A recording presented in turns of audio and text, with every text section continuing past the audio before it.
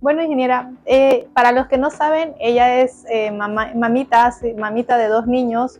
Uno de estos niños ha nacido con la condición de autismo, lo que es el trastorno del espectro autista, en abreviatura TEA. Coméntenos cómo ha sido recibir esta noticia. Bueno, en el año 2016 nace mi hijo, Sebastián Gael Rivera Corrales. Bueno, él ha sido un tesoro, él ha sido un regalo, pero sí, el diagnóstico llegó después de 2 años, el año 2018, casi 2019, a los 2 años y 3 meses más o menos, que, bueno, luego de buscar acá en Santa Cruz centros que puedan realizar un diagnóstico asertivo y que mi hijo haga un clic con el psicólogo, porque eso es lo que buscamos como papás, sí. puedan darme un diagnóstico de ciertos aspectos en la parte conductual, en la parte del relacionamiento, que para mí, en cierto modo, no era tan anormal, pero para otra persona y otras personas podían ser, ¿no? A veces claro, nosotros decimos, mi hijo está actuando así porque está feliz, ¿no? Y no lo identificamos, ¿no? Entonces, es así que yo llego al Centro Espiral, donde, bueno, lo reciben a Sebastián, y ese año nace también mi hija, que ella también es una niña, espero, no sé si con condición o no, porque ya les voy a estar explicando a qué me refiero con eso. Okay. Pero Sebastián es diagnosticado a sus 2 años y 3 meses en el Centro Espiral, luego de 2 sesiones, donde me indican que, bueno, por la parte superficial, cuando lo conocen, lo observan de manera inicial, ellos observan ciertas conductas que tal vez puedan darle una alerta, ¿no? No es un diagnóstico, no es una alerta del tema del TEA, del trastorno del espectro autista. Ya me lo habían dicho en el Centro Vivir Feliz, que también estaba ahí Sebastián, y que inicialmente el psicólogo que lo atendió nos dijo que había una alerta de TEA. Él estuvo, sí, más o menos unos 2 meses, pero lo tuvimos que cambiar porque veíamos que él se ponía muy cómodo. Es cuando nosotros ya sabemos una rutina y nos aburrimos. Sí, no, ellos también se aburren. ¿No? Se aburren, hacen más berrinches. Correcto. Entonces, pero nos dio un tip bien importante el psicólogo, ¿no? Él, como todo niño de su edad, 2 años y 3 meses, son pues los terribles dos, dicen, ¿no? Juegan por aquí, saltan, escalan, hacen un montón de actividades, pero no se sientan. Entonces, ¿qué hacemos, no? Porque para nosotros sentarnos, aunque sea un momento, es un tema visual, un tema de poderme comunicar. Aprendizaje. Entonces, el que no se pueda llegar a sentar provocaba en nosotros, a mí, es una preocupación, ¿no? Porque claro, tenía que llegar después al colegio, llegar a otras actividades donde quieren sentarse. Hasta el hecho de comer, pues, ¿no? Es sentarte a comer. Y no puedes estar así, no, comiendo apenas, ¿no? Entonces, trabajamos esa parte con él, pero nos dio un tip en 2 minutos. ¿Qué nos dijo? Para sentarte te tienes que sentar cómodo y te tienes que sentir cómodo. Entonces, ¿él qué tipo de sillas tiene? Una sillita de madera de su tamaño. Pónganle una colchita y van a ver cómo se sienta. Y se sentó. Y descubrimos ahí una parte muy importante. Sensorial. El tema sensorial, ¿no? El tema de sentir las cosas en su textura. Hay niños que sienten esa textura y la adoran, o sea, dicen, wow. En cambio, nosotros que somos neurotípicos, aunque yo no soy neurotípica, yo soy TDAH, creo, ¿sí?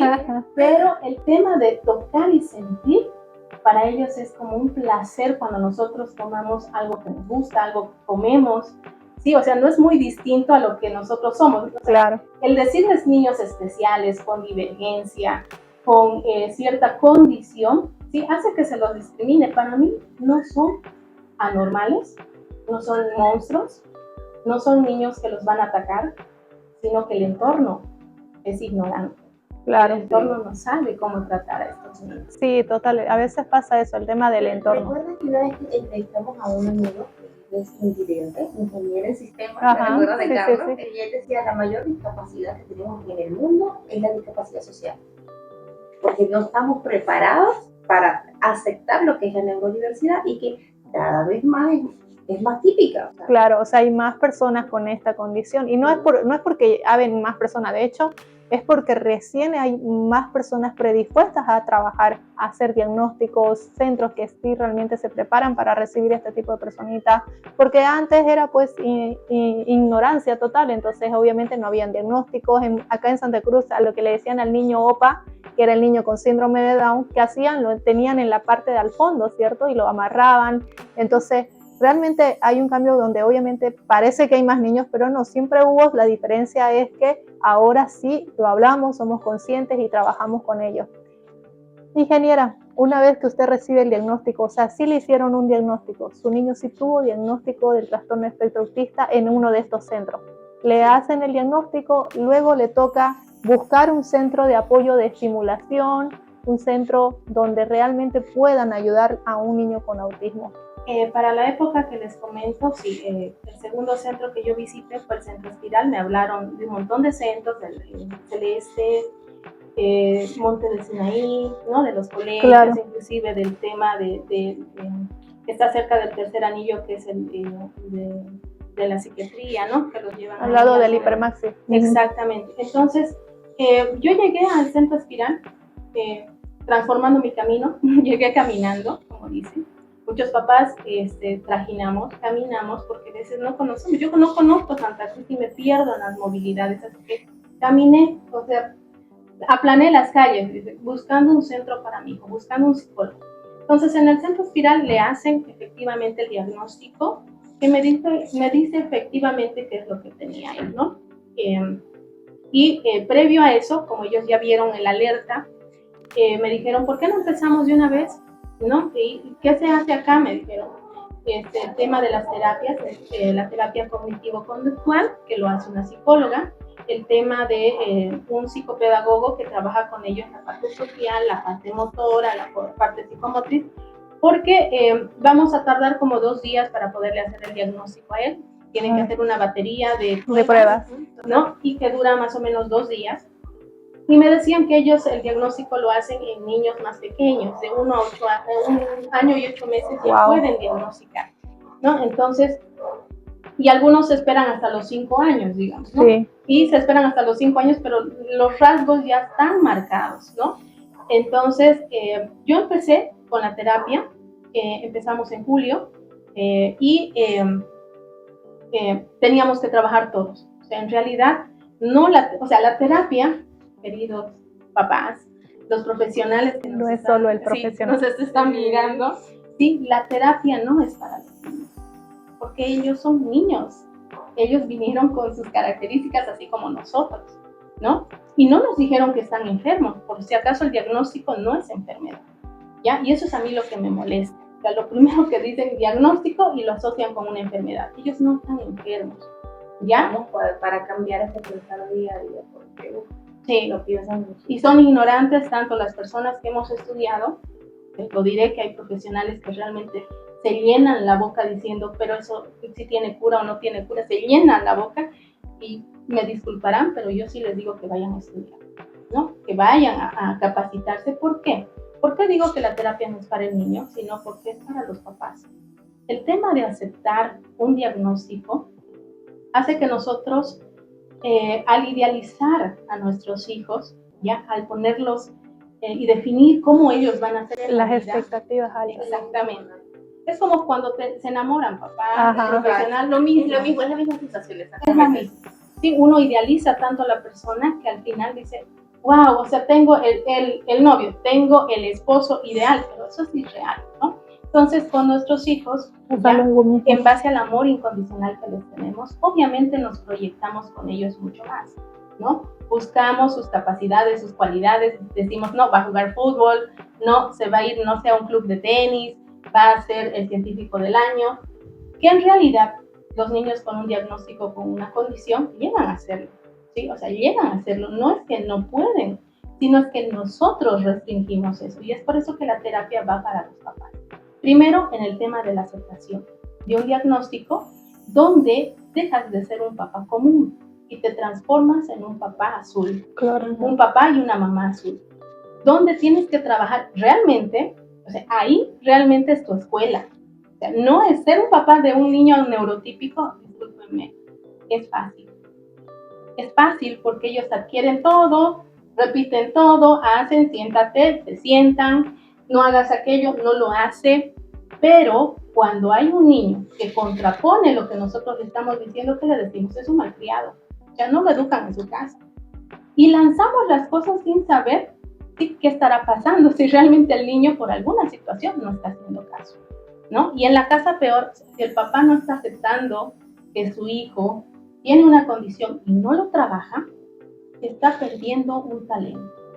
Y lo está perdiendo porque el papá no quiere trabajar como papá o como mamá, ¿no? Porque les diré, en la realidad que yo tuve que ver en todas las reuniones, tuvimos una reunión, ya les voy a contar para qué, donde pude ver a una gran cantidad de papás, en la medida de lo posible, en lo que nos pudimos reunir, porque no nos conocíamos, hay una asociación, y nos cuesta reunirnos porque nuestros hijos nos absorben el tiempo. Sí, total. Un niño con condiciones diferentes te absorben tiempo por las terapias, por las revisiones médicas, por los centros. O sea, de verdad que es diferente el tiempo, ¿no? Todo un proceso. Sí, es bien cansador. ¿Por qué? Porque ahí el papá tiene que ser de todo, sí, ¿no? El papá es, así como nosotros les exigimos a los profesores que enseñen, el papá también tiene que enseñar. El papá tiene que llevar una mochila mágica. Uh-huh. Cuando me refiero a papá, estoy hablando de papá y mamá, claro, ¿no? En la realidad de la situación que yo pude percibir es que la mayor parte de las mamás, ¿sí?, son solas. No tienen un compañero masculino. Y eso, es que eso es lo que pasa, porque el papá, según se enfoca en trabajar y generar dinero, pero no se involucra en la terapia, no se involucra en la educación, no se involucra en la rutina, ¿no? Y rompe la rutina, porque, por ejemplo, la mamá le dice, tiene que sentarse y comer con la cuchara X, y el papá viene, no le vas a comer con la cuchara ahí nomás, que no sé qué. Y ya se rompió la rutina, digamos, ¿no? Y era lo que estábamos trabajando, que agarren la cucharita, digamos, ¿no? Sí, que por lo menos en la primera fase, porque estos son fases, o sea, el que ellos tengan, el que ellos sean inflexibles, no quiere decir que no lo sean, van a hacer. O sea, que van a poder ser flexibles más adelante. Solo que ellos están aprendiendo algo que para otro niño es fácil aprender. O sea, uno ve, imita y hace lo mismo. En cambio, ellos no, ellos tienen otro tipo de aprendizaje y otro tipo de percepción. En mi área, que es sistemas, nosotros decimos, ellos tienen otro sistema operativo. ¿Ya? Porque, ¿sí? ¿Qué utilizamos nosotros como sistema operativo común? Windows, su Android, ¿sí? Pero si yo les quiero poner un Linux, iPhone, o ¿sí? un iPhone, y les digo, chicos, van a trabajar en Windows, Ubuntu, ¿qué será eso? Adiós, on sus, ¿qué será eso, no? Lo mismo, es igualito. Apenas igualito conozco Word. Apenas conozco Word. Es igualito con la tecnología. Lo mismo pasa con nuestros hijos con una condición. Claro. O sea, no es que ellos sean copas, tontos, monstruos, personas que van a matar, ¿sí? O sea, les dicen enfermos mentales porque los tienen que llevar a un loco, les dicen loquitos. O sea, esa gente está mal. O sea, está mal. ¿Por qué? Porque no han tenido la experiencia de tener o un familiar con una condición, o ¿qué han hecho? Lo marginaron. ¿Sí? Al final la familia a veces se aleja, ¿no? Pero creo que más la experiencia es que no hay la conciencia. Por ejemplo, yo trabajo en un colegio que tiene muchos niños neurodivergentes y también neurotípicos, ¿ya? Pero hasta ahorita no he visto a un profesor que se pare delante del curso y explica a los compañeritos quién es este niño, qué condición tiene, qué gustos tiene, qué pasa cuando hace rabietas, cómo tenemos que accionar. Ningún profesor lo ha hecho. Una reunión previa con las familias. Claro, con las familias de alrededor. Vayan preparando que a sus hijos de que no pueden hacer bullying. Dentro del curso ver a alguien, entonces que alguien tiene una condición y que no se puede hacer bullying, que lo van a ver aleteando, lo van a ver aleteando. Pero no se hace esa cuenta. Latinoamérica tiene sus debilidades. Total. No es la excepción, pero... Ingeniera, bueno, ya nos comentó un poquito su experiencia, ¿no? Del hecho de recibir la noticia de ser mamá, y bueno, de cómo ha tenido que trajinar, caminar. ¿Cómo fue la situación? Para los que no saben, la ingeniera Karen perdió a su hijo en una circunstancia muy lamentable y la verdad que mi más sentido pésame, te lo dije en su momento. Y coméntenos por favor esta situación, qué pasó ahí para poder hacer conciencia a estos papás que están caminando por diferentes centros y puedan ser conscientes de lo que puede pasar. Bien, como les comenté, en el diagnóstico aprendimos mucho, trabajamos psicólogos, papás,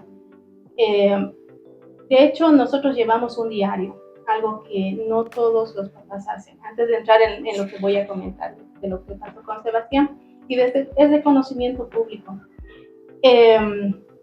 Nosotros hicimos un diario de Sebastián, con lo que hace en casa, con el psicólogo y dónde yo lo llevo. O sea, a dónde y cómo actúa con ciertas personas que tenía que escribirlo. No es un diario documentado, filmado, pero es escrito. Porque es un mecanismo para que el psicólogo, cuando se enfrente conmigo, cuando vaya, bueno, no nos enfrentamos, no conversamos. La sesión. Sí. Enfrentar es la sesión, hablar, compartir experiencias. Exacto, o la fono, digamos, para ver el tema del lenguaje, como experimentado, digamos, el cambiar alguna frase o el corregirle. Ese diario que nosotros manejamos es algo que prepararon siempre en el Centro Espiral, que es un diario que se lleva todos los días, donde se anota qué hizo con la psicóloga, ¿ya? Cuáles fueron los objetivos de ese día, qué marcó, qué conductas disruptivas marcó, qué fue lo que quiso, todo. Si pudo encastrar, si pudo identificar las letras, o sea, un montón de actividades, tanto en el área de la psicóloga como con la psicopedagoga. Pero a eso yo le añadí algo, porque también estaba estudiando. ¿Ya? Yo estudié para ser terapeuta TEA en la UPDS, en convenio con el Espiral, y también lo hice a nivel internacional cuando murió Sebastián. Lo hice con terapeutas de México, y justamente, por eso les digo, estudien, papás. O sea, el estudio no es ir a una universidad nada más. Tenemos tantas cosas en el internet que nos permiten a nosotros estudiar a distancia y podernos enterar cómo hay terapias que nosotros podemos incorporar con nuestros psicólogos, con nuestros fonos, para poder hacer que no que se integren a la sociedad, no, que ellos encuentren su talento de vida. Porque lo más importante para nosotros, ¿qué es? Es que si nosotros nos morimos, ¿ya? Y los dejamos aquí en una sociedad donde no los entienden, ellos se puedan valer por sí mismos. Claro. Entonces, eso es lo que queremos. Eso ¿no? Es el objetivo final, lo que dijimos en el anterior episodio, independencia y autonomía, porque los papás no van a estar ahí siempre. Exactamente. Y es un individuo, o sea, el individuo tiene derecho a tener eso, independencia y autonomía, porque es su vida. Y muchas familias se les olvida eso. Y pasan a la sobreprotección. En fin. Sí. Y bueno, ¿y se trabajó cómo? En casa yo trabajé armándolos, te encantan las figuras geométricas y papás, mamás, nuestros queridos psicólogos, los fonos, ya las matemáticas, que es lo que menos les gusta, creo, a los niños, tanto neurotípicos y neurodivergentes, se aprenden a partir de las figuras geométricas, ¿ya? Entonces, a él le encantaba, y yo nunca le dije que lo que estaba haciendo era algo que debe hacer como una tarea. Yo le dije, juguemos. Y enseñarle a jugar con el conocimiento es lo mejor que podemos hacer con un niño. Eso lo decimos siempre en terapia, los niños aprenden a través del juego. No busques que el niño esté tranquilo, tiene que estar jugando, si no aprende. Exactamente. Entonces a él se le armó todas las figuras geométricas, se trabajó con las cartillas, la fono me puede decir acá. Los pictogramas. Cuando no se puede mirar, tú tienes que trabajar en el lenguaje, sí, con la boca y con la cartilla aquí. Hay cartillas diferentes, solamente es imagen, después ya viene el texto en español, en inglés. A nuestros niños les gusta el inglés, se les fascina. Sebastián estaba aprendiendo 7 idiomas. En las tardes yo tenía que ponerme el traje de mamá y de maestra para mis 2 hijos. Así que tenía que hacer ese trabajo. Y el diario me ayudaba, ¿por qué? El diario me ayudaba a salir con Sebastián. Yo leía lo que me ponían los profesionales, pero cuando yo salía con Sebastián era toda una aventura, que a mí me encanta la aventura. ¿Por qué? Porque nuestra sociedad tiene que entender, pero nosotros como papá también. Entonces, ¿qué aprendí yo a manejar con Sebastián?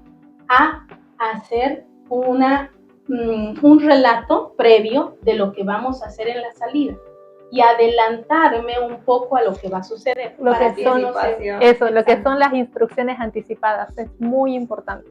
Sí, eso es para mí genial. Entonces yo le decía a Sebastián, vamos a salir hoy de casa, vamos a ir en el micro naranja, vamos a pasar por 1, 2, 3 rotondas, o 4 cuadras, o 5 cuadras, vamos a llegar, vamos a bajar, vamos a tomar un taxi, vamos a ir a tu centro, vamos a caminar 3, 4 cuadras, te encanta mirar la pared con letras, entonces la vas a ver, pero por 2 minutos, luego de ahí vamos a seguir al centro, llegamos y entras con la psicóloga.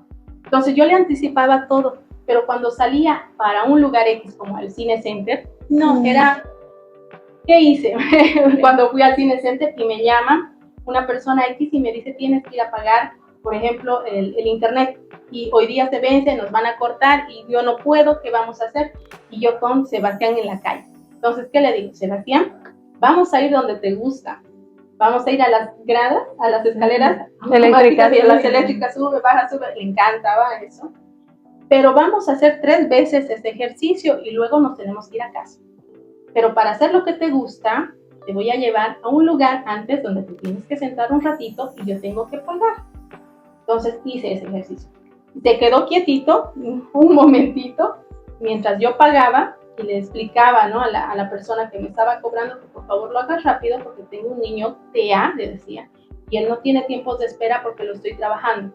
¿Qué estaba haciendo? Haciendo visible la condición de mi hijo para que me puedan entender y me puedan atender rápido. Salíamos del lugar y Sebastián hizo las 3. ¿Ya? Las 3. Su refuerzo positivo. Claro. Sí. Subida, bajada y bajada y nos va. Pero me hizo una rabieta.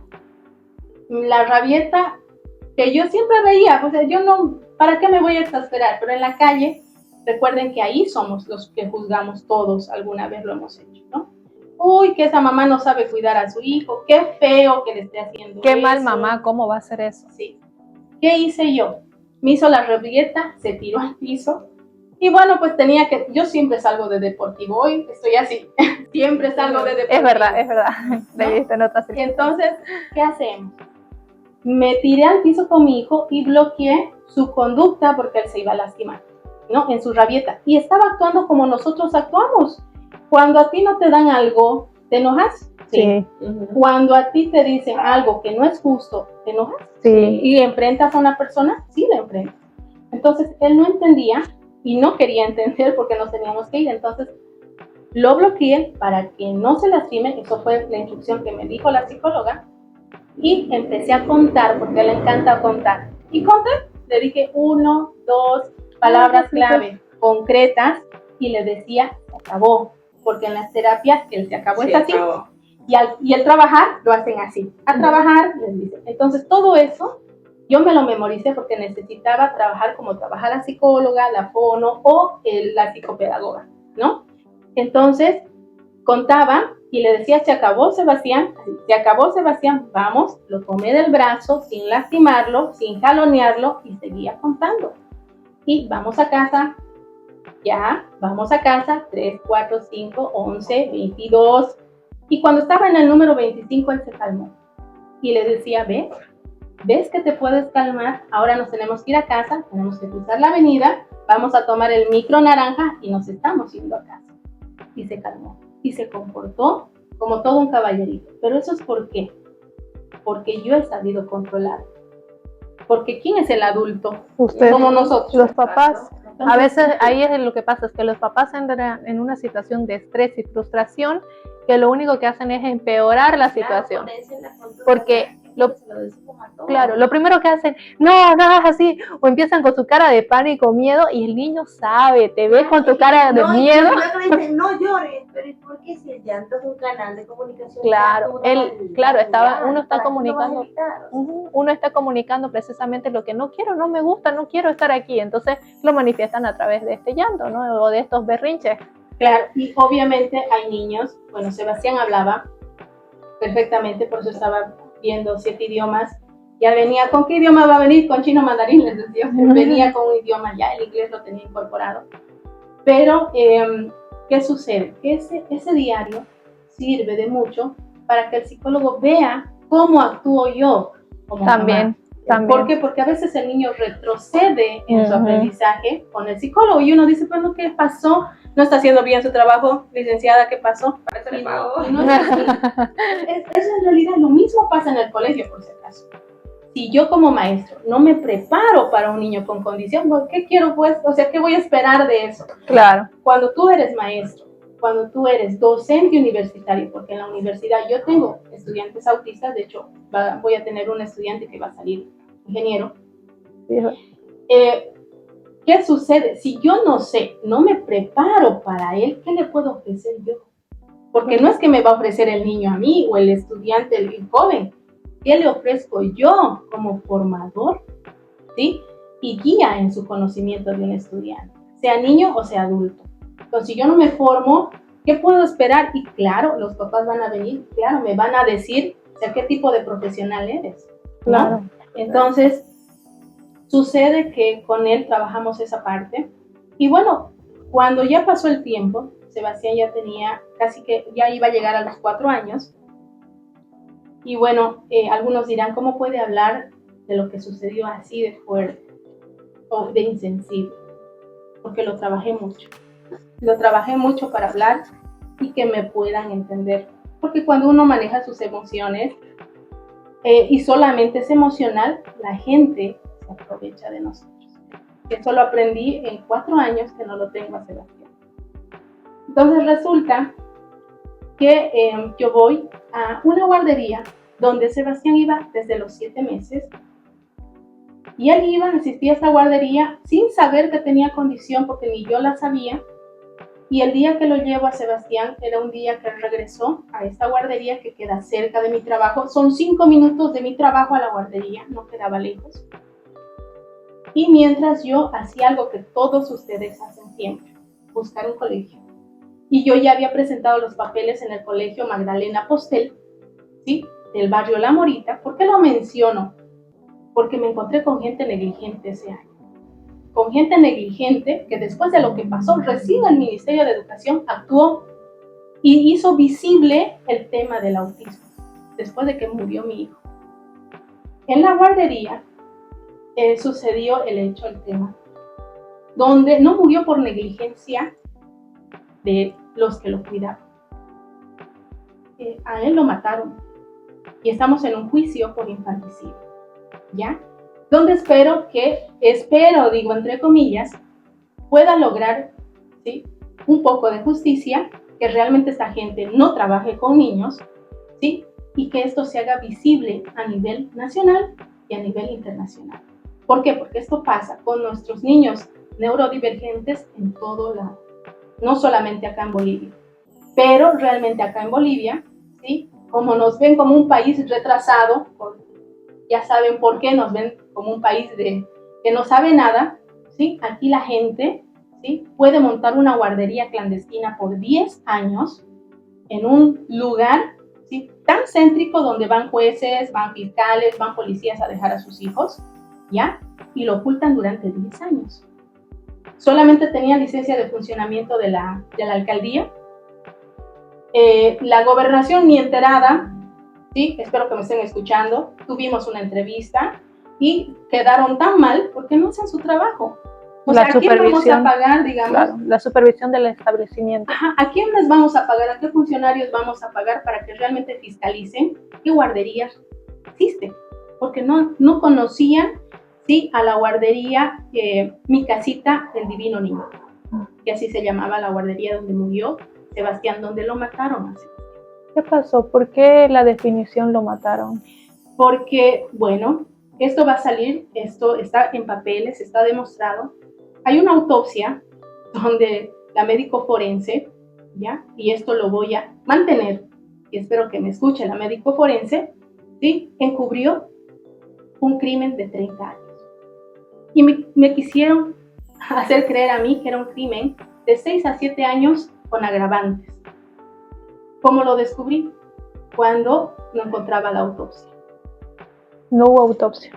Primero no encontrábamos las evidencias. Hay un levantamiento del cadáver, existe un levantamiento de pruebas, entre comillas, de órganos, pero cuando hicimos la necropsia, ¿saben qué, papás? O sea, yo tuve que luchar primero con el duelo de aceptar que mi hijo era autista, segundo, de no tenerlo, y que me digan que era un accidente y que le iban a dar 6 a 7 años a estas personas por un accidente en el tema de su profesión. Hay un artículo pero no quiero entrar en el tema derecho porque es otro mundo, ya les explicaré eso si es que me invitan de nuevo, que estoy estudiando derecho. Y al final me querían hacer creer eso. Y yo luché para que los fiscales, ¿sí?, me crean. Solo hubo una fiscal que me creyó y me dijo algo. Nunca me voy a olvidar de la fiscal Delmi Guzmán. Ella me dijo: señora, regrese cuando esté peinada, vaya y peínese. Yo no paraba de llorar. O sea, yo lloré con el diagnóstico de mi hijo, no les voy a negar. Lloré, lloraba, se me derrumbó todo. Decía, ¿y ahora cómo voy a hacer? ¿Cómo logro que mi hijo aprenda?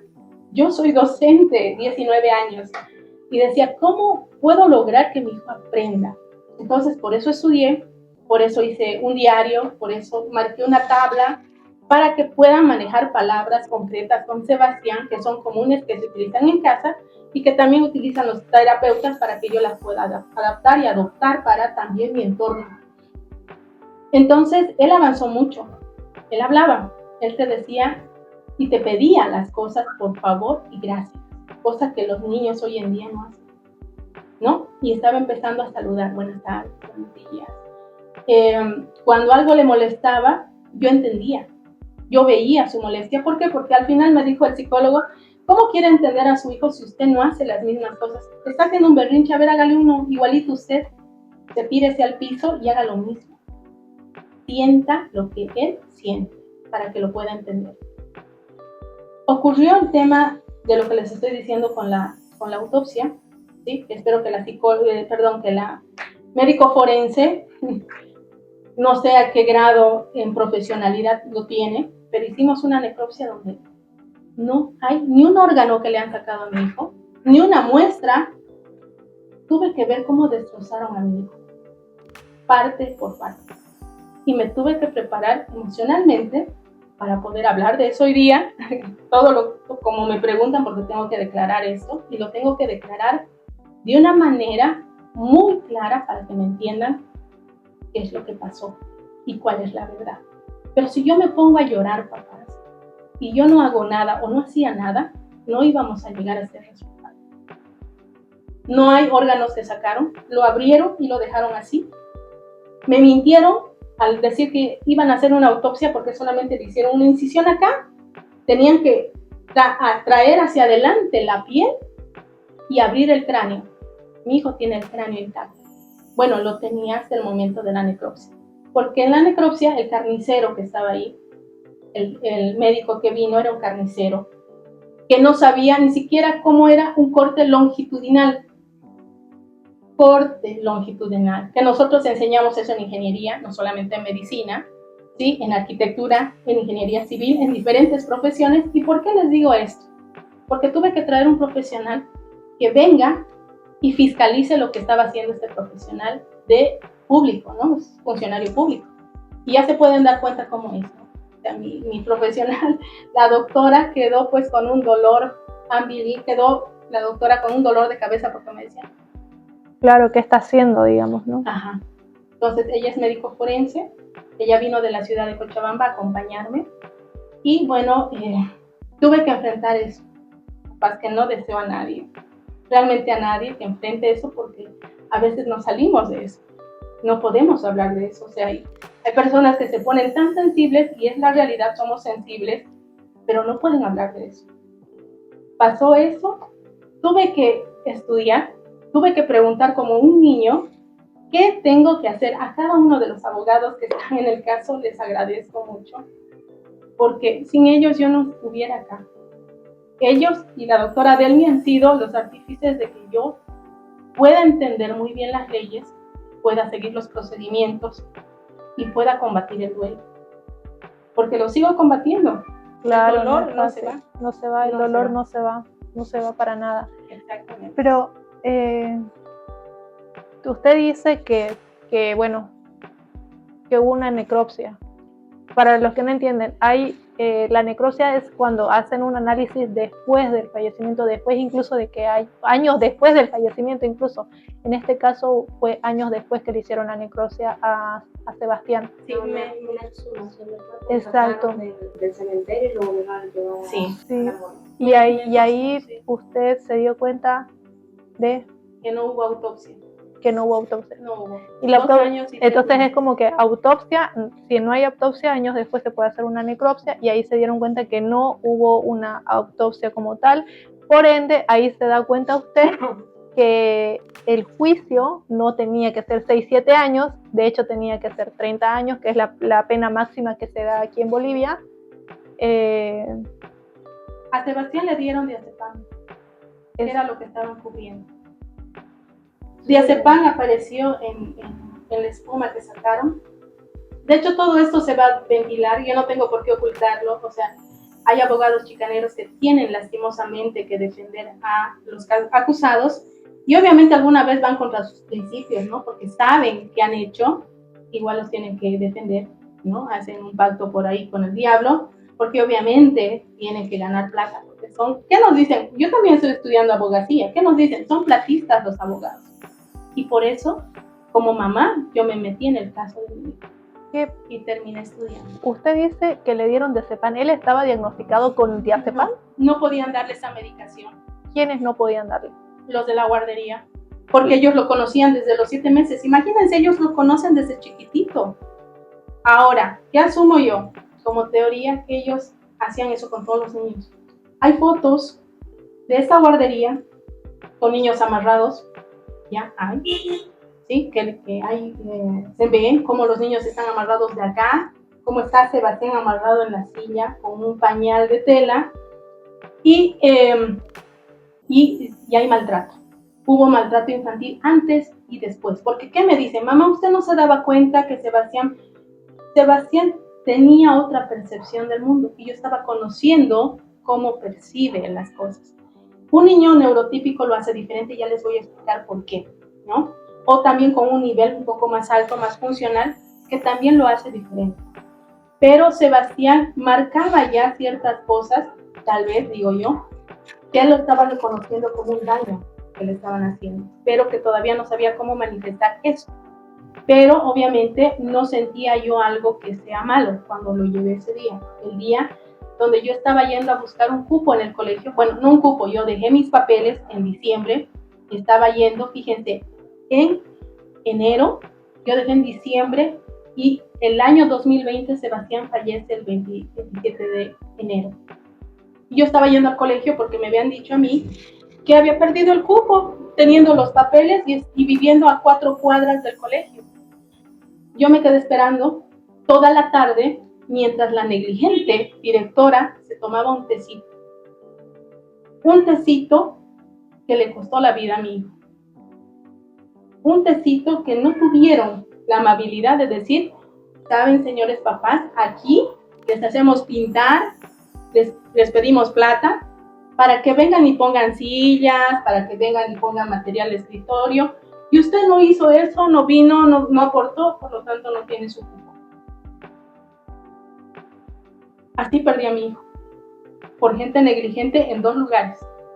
En el colegio, donde yo tenía que tener un cupo porque vivo cerca, y los papeles lo había presentado en diciembre del año 2019, y en enero del 2020 tengo que dejar a mis 2 hijos en la guardería para poder ir al colegio, preguntar por qué, entrevistarme con la directora y decirle cuáles eran los factores por los cuales ellos no me estaban tomando en cuenta, porque yo vivía cerca del colegio. Pero ¿sabes ahí en este momento cómo la guardería tenía diazepam?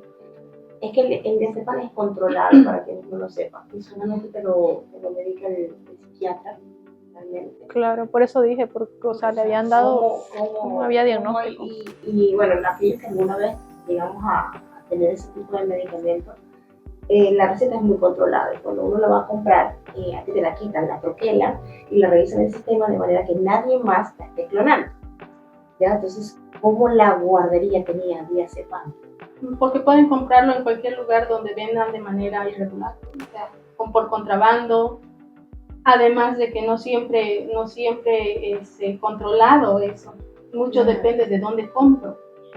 Recuerden que en la ciudad de La Paz, no sé qué año, no sé si fue hace 2 años, murió un joven mientras le robaban y solamente le dieron diazepam en spray y lo terminaron matando. ¿Ya? Entonces en spray también hay diazepam. ¿Ya? Y puede morir una persona con solo hacer esta operación. Por una sobredosis. Exactamente. Porque el diazepam tiene una reacción. Me tuve que leer hasta eso, queridos televidentes, ¿no? Televidentes, internautas, porque ahora tenemos de todo. Me tuve que leer, ¿sí? ¿Cuándo y en qué tiempo yo desecho el diazepam? Porque para entender, porque yo no entiendo. No entendía. O sea, no me dijeron diazepam como nombre para compra, sino con el nombre científico. Claro. Es diferente. Claro. Entonces, yo averigüé, ¿y qué me dicen? Que del cuerpo se puede deshacer en 15 horas, en 20 horas, hay defectos retardados y lo evacúan por la orina. Sebastián murió con ese fármaco en el cuerpo. Y la única forma que tenía de liberarse era con los gases. Por eso es que se formó una espuma y cuando se hizo toca el micrófono, se hizo la necropsia, en esa espuma quedó lo que teníamos que conocer de lo que le dieron. Eso fue ya en la necropsia, no en la autopsia. En la autopsia no se hizo ninguna toma de muestra. ¿Qué se iba a decir? ¿Y qué pasó en la autopsia? O sea, según falleció de qué entonces, si no hubo una autopsia. ¿O qué te dijeron? O sea, cuando te llaman de la guardería y véngase que el niño está mal. ¿Se cayó de algún lugar? ¿Qué pasó? Existía en la guardería una piscina clandestina que no nos mostraban a los papás. Es una piscina de 10 por 4 metros. Grandísimo. Grande. Hasta a mí me dio miedo ver eso. Sin niveles, no había niveles para niños y adultos, sin niveles, o sea que te caías y te morías. Las cercas son cercas, esto para el abogado Winter Hinojosa, eso no es puerta, una puerta tiene 2 metros. El abogado esa vez, que está denunciado este abogado, yo lo hablo porque de frente, porque yo lo denuncié. Él dijo que era una puerta, 2 puertas que se tenían en los laterales de la casa. Puertas, 2 metros de altura. No 1,10 m, 1,20 m, donde son cercas de madera que cubrían 2 entradas hacia la piscina. Entonces resulta que me dicen a mí que ha sido un accidente, que él se cayó a la piscina, que no se dieron cuenta, que no ubicaron en qué momento pasó y que ellas no tienen culpa de esa muerte. En la piscina hay 2 marcas, una marca de arrastre y una marca como de angelito. Y obviamente, ¿no? Si yo le doy un medicamento que el papá, la mamá no me ha dicho que le dé al niño, y si este se me duerme y no se levanta y no se puede levantar, ¿qué tengo que hacer pues? Que me diga la dueña de la guardería qué hizo, como hija de un ex policía, que sabe cómo manejar este tipo de cosas. Yo me enteré recién y ella dice, bueno, tiene que hacer que cubrir, ¿no? El hecho. Entonces lo llevaron a la guardería, a la piscina y lo ahogaron para cubrir. ¿Qué le dieron? Y si yo me comía mi dolor, si no me comía mi dolor, ¿qué iba a pasar? Yo no iba a seguir investigando. Si yo no me hacía fuerte, porque ahorita soy débil todavía, o sea, me pueden dañar un montón, pero si yo no luchaba contra el sentimiento de dolor, el sentimiento de morirme, porque el día que pasó eso yo me quería morir, no descubría nada. El sistema de corrupción hubiera ganado. Sí, y hubiera sido otra muerte, ya, con 6 asesinos sueltos, trabajando con niños, porque ahorita siguen trabajando con niños. En la radial 17,5 se llama Mi Escuelita, para los que tienen a sus hijos ahí, les deben estar endulzando el oído, ¿ya? Y esas personas, una parte de ellas sigue trabajando ahí con niños y después de manera individual trabajan con niños, cuidando en casas, incluyendo yéndose a colegios, montando otros centros o asistiendo a otros centros clandestinos. Me ha tocado ir a investigar en San Silvestre, en el barrio Blooming, que yo ni idea dónde era, pero he ido a ver otro centro clandestino donde dicen apoyo al aprendizaje, a la escolaridad, y una de estas personas estaba ahí. Entonces, ¿Cuántas personas han sido involucradas? Dice de 6 o 7. Son 6 personas. 6 personas. ¿Y ninguno está preso? No, ninguno. ¿Quién está detenido? Ninguno. Nadie. Nadie. No hay nadie responsable. Nadie, ex dueño, director. Nadie. Recuerden que aquí hasta un asesino en serie ha estado libre. O sea, ¿qué podemos esperar de uno que mata a niños? O sea, realmente nuestra justicia está grave. Grave porque realmente no sabemos dónde acudir. Entonces, estas 6 personas ¿son profesionales y se puede acusar por negligencia o no son profesionales? No. ¿Y de qué se puede acusar? ¿Mala praxis, negligencia, simplemente homicidio culposo? Sí, lo han hecho como homicidio culposo porque ha sido dentro de sus funciones laborales, pero profesionales no son. Y lo ha certificado la Universidad la Gabriel. La Gabriel René Moreno. Sí. Y esta es la parte más fuerte del programa, porque eso es lo que queremos concientizar, porque este evento que le pasó a Sebastián no es la primera vez. Anteriormente han habido y quizás no han sido visibles. Llega Sebastián, sucede este evento, se hace visible, pero un ratito, unos cuantos meses. Se repite la historia con otros centros que ha salido en las noticias, que se llama Garden House, y ahí se ve también, hasta en cámara se ve la violencia que ejercían profesionales como también no profesionales que estaban cuidando niños, diciendo que están en un buen lugar seguro cuando en realidad no lo están. Y esta es la concientización que queremos hacer, papitos, ¿no? Porque una cosa es tener un niño neurotípico que te diga, ay mamá, me duele y bla bla bla, pero otra cosa es tener un niño neurodivergente que no pueda ni siquiera explicarte qué es lo que le está pasando. La realidad de las cosas es que en la guardería clandestina, mi casita, el Divino Niño, tenía niños autistas.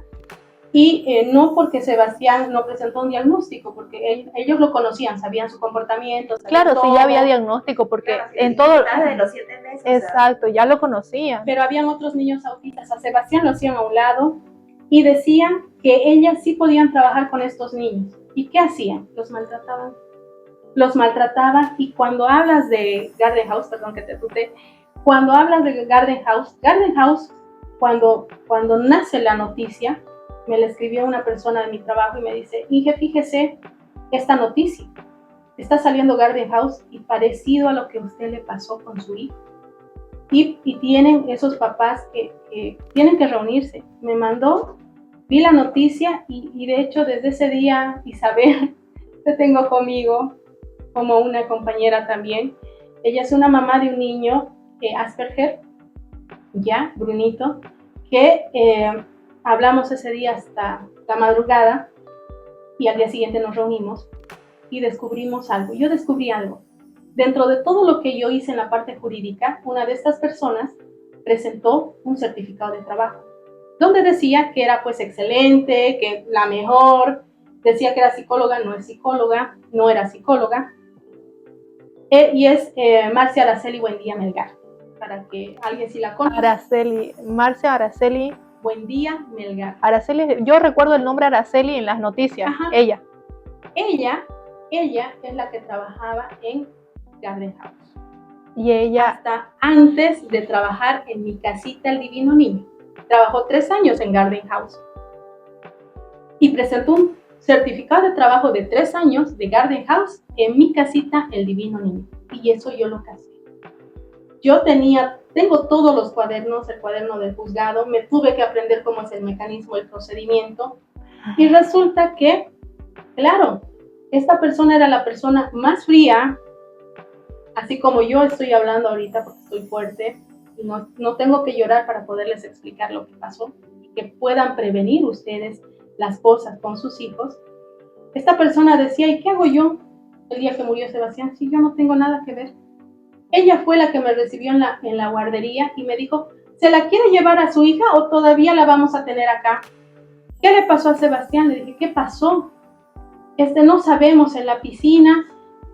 Pero era tan fría la mujer que los psicólogos, gracias, les agradezco a todos los psicólogos que se presentaron ese día de mi hijo, al licenciado Pando, a la licenciada Karina Méndez, que son psicólogos que trabajan ahora en centros diferentes, en el centro de Ucareque, que han formado nuevos centros, y de Espiral también, que me han apoyado ese día. Identificaron a esa persona como una persona fría, que era muy difícil que haya trabajado con niños, porque una persona cuando trabaja con niños tiene otro tipo de sensibilidad, no es la misma que una persona que no trabaja con niños. Ahí voy a hablar sobre el tema de las personalidades. O sea, si estamos hablando de una personalidad psicópata y si mi intención es hacer daño a vamos a decir, a un objetivo en común, pueden ser niños, mujeres, hombres, yo voy a buscar los medios para acercarme a este objetivo. Entonces, me puedo disfrazar de payasito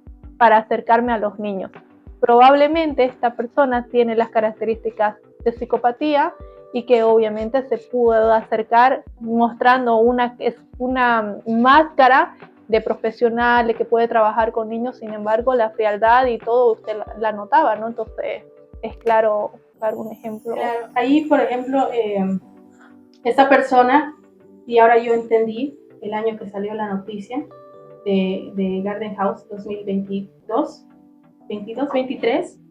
23, sí, fue el año pasado. Enero del 2023. ¿Por qué sí me acuerdo de enero 2023? Porque casualmente fue a mediados de enero que sale la noticia más fuerte, porque a principios de enero pasó lo que pasó, con lo que se contó, se evidenció de que había maltrato infantil, y no solo maltrato, sino violación. Eso ya les voy a comentar. Y pasó lo siguiente. Yo recién casé ahí la frialdad con la que esta mujer me había atendido ese día. Yo recién entendí, cuando vi los videos de Garden House, cómo actuaban con los niños. O sea, porque hay fotos que los amarran. En Garden House, gracias a Dios, hay cámaras, en la otra guardería no había, pero los maniataban, los amordazaban, y hay violación. Y eso está, ese conocimiento del Ministerio Público y denunciado, ¿no? Donde hubo una violación, hay varios, ¿no? Entonces, lo terrible de esto es que esta persona que se ha formado en Garden House, porque es una escuela de maltratadores, abusadores, ¿no? Ha ido a trabajar a otra guardería y ha actuado con la misma frialdad. ¿Quién sabe qué más ha podido ocurrir, ¿no? ¿Y qué más ha podido hacer esta persona en su trabajo laboral? Entonces, imagínense cómo yo ni idea de casar el caso con otra guardería que se esté dando tan ligado a lo que pasaba con mi hijo, y donde Brunito fue quien habló. Es un niño con Asperger funcional, les habla como un adulto. Es genial este niño, es genial, lo adoro. Lo adoro porque salvó a muchos niños. Él fue el que habló que sí lo estaban atando, porque se ve el video, se ve un video claramente donde lo están atando. Exacto. Y no, o sea, ¿a quiénes ataban más? A los niños autistas, a niños con síndrome de Down, pero al que más se vio en la tele es un niño que lo diagnosticaron con autismo. Llegó después el diagnóstico y él tenía autismo. Entonces, por si acaso, ¿no? Para todos, el caso de mi hijo no está solamente por infanticidio, sino está denominado infanticidio y crímenes de odio en Bolivia. Porque lo que se está cometiendo con nuestros hijos, por ser diferentes, es odio. Es no poder soportar niños, o sea, neurodivergentes, con una conducta que puede tenerlo un niño que es tímido, un niño que es extrovertido. O sea, que ¿saben qué? Yo me toco la cabeza y digo, ¿en qué mundo estamos? Claro. Porque hasta en Tarija ha salido el papá llorando y pidiendo por favor al al ministro de Educación, ¿dónde voy a llevar a mi hija? ¿Dónde la voy a llevar? ¿En qué lugar te pueden asegurar que tu hijo o tu hija está bien cuidado? Y no solo neurodivergentes, sino neurotípicos todos. Realmente es muy fuerte el caso. Y bueno, ¿quieres decir algo? Me quedé sin palabras. Me afecta también como mamá, ¿no? Todos saben lo que ha pasado acá.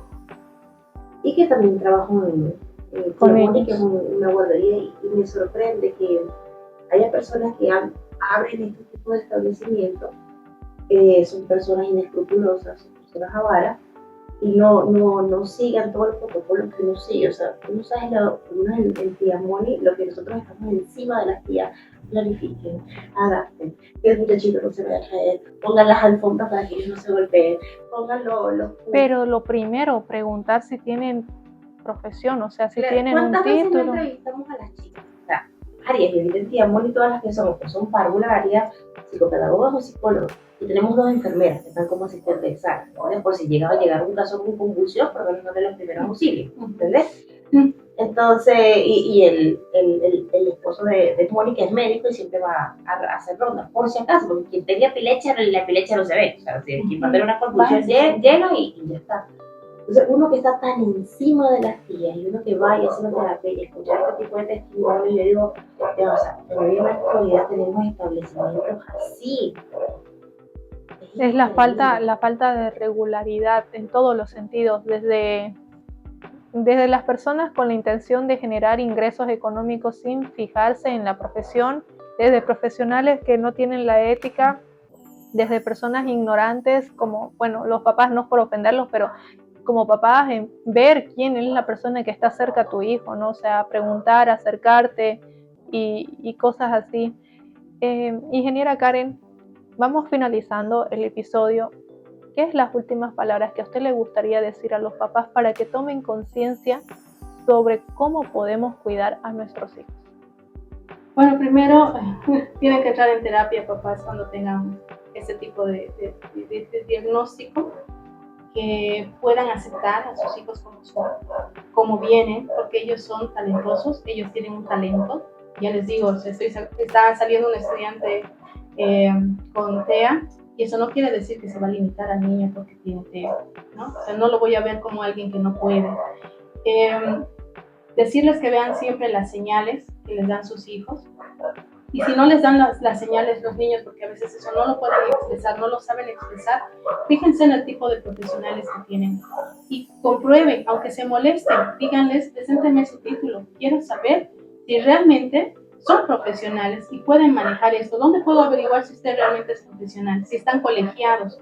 Porque una cosa que nos decían también era que ellos deberían estar colegiados para poder, los psicólogos, para poder montar su guardería con el manejo de niños neurodivergentes, porque no es solamente abrir una guardería y recibir a todos, vengan aquí, los vamos a... Claro, y es que en cualquier ámbito, o sea, si tú quieres abrir una guardería con manejo de niños neurodivergentes, el director, los profesionales, al menos supervisores, tienen que tener una maestría, sí o sí, en neurodivergencia, para que puedan saber cómo ayudar a estos niños. O sea, si no estás pateando pelota, digamos, estás haciendo algo que no es lo correcto.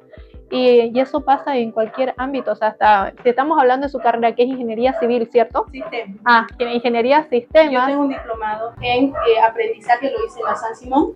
Tengo un diplomado en aprendizaje universal, en educación superior y aprendizaje universal. Claro, entonces, y ahí tocamos TEA, estudiantes con baja visión, sin visión, con síndrome de Down. ¿Por qué? Porque yo tengo que prepararme para docente, saber cómo manejarme, cómo preparar mi planificación, el dossier, el tipo de libros, el tipo de guías didácticas, que lo hacen también en primaria.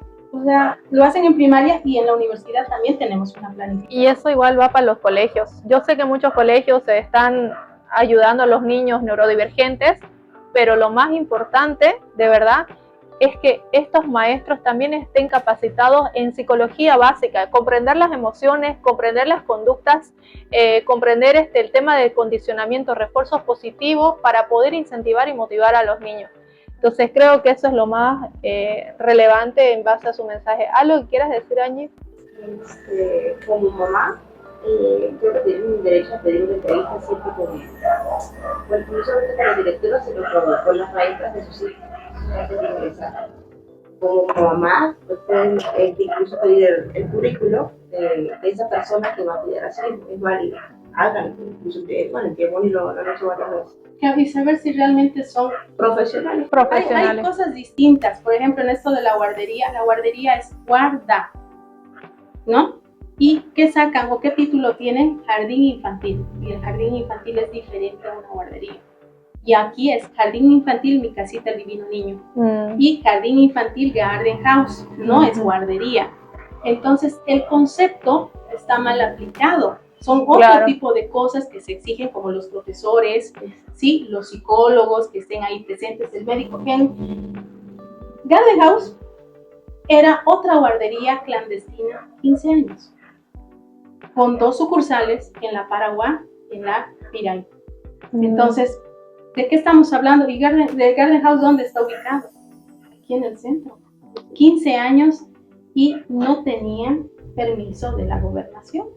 Claro. O sea, otra guardería que después del hecho de mi hijo en 3 años viene nuevamente a estar, o sea, con un hecho de esta índole, y hay otras cosas más que se ven ahí en los videos que no se muestran, y obviamente con cuántos niños afectados. O sea, tomen en cuenta, papás, que si ustedes no hablan de lo que ocurre, los papás neurotípicos, los papás que tienen sus hijos con condición, gracias a Dios, vivos, que no les ha pasado nada, y si les ha pasado algo, ustedes se convierten en cómplices para que ocurra una nueva muerte, o muertes, Dios no quiera, de niños por personas negligentes. Total. Hablen, papás. Si ocurre un accidente con su hijo, usted ve una mordida, no digan no me quiero meter en un problema. Porque mencionan y dicen eso, y a mí me da, ¿sabe qué? Me da pena ese papá. ¿Por qué? Porque se está convirtiendo en ¿qué? En cómplice de esas personas que ejercen violencia con otros niños, discriminación y el asesinato o el infanticidio. Y los niños, aunque no lo crean, los niños hablan. Y aquí va mi mensaje como final. Si tú ves que tu niño no quiere entrar al aula, huye de la persona, le tiene miedo, o sea, la ve y empieza a temblar o a llorar descontrolablemente, es porque algo pasó con esa maestra o ese maestro. No significa que sea un abuso como tal, pero hay que prestarle atención a ese tipo de conductas para luego ver, o sea, más adelante vas observando qué pasó con este profesor, o decirle a la persona qué pasó, mire, mi hijo no lo quiere ver, no se quiere acercar a usted, pasó algo, usted le gritó, que no sé qué, porque los niños en sus conductas te van a mostrar alertas. Y bueno, sin más que decir, muchísimas gracias, ingeniera Karen, la verdad que me tuve que morder la lengua para no llorar, porque realmente sí, porque realmente es algo muy fuerte lo que ha pasado, y vuelvo a lo mismo, es un episodio para concientizar. Muchas gracias por su tiempo. Gracias por estar con nosotros. De verdad, muchas gracias. Buenas noches. Y nos vemos hasta un siguiente episodio.